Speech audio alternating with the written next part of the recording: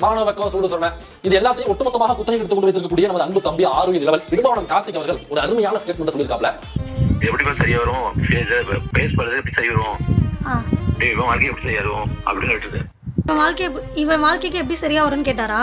சுருக்கமான ஒரு கட்டளை நாங்கள் இயக்கத்துக்குள்ளேயும் அதை நாங்கள் கடைபிடிக்கிறோம். உதாரணமாக எங்களுடைய இயக்க உறுப்பினர்கள் எந்தவித பெண்கள் தொடர்பு இது போன்ற எந்தவித கலையினங்களும் இல்லாதவர்களாக இருக்கிறார்கள்.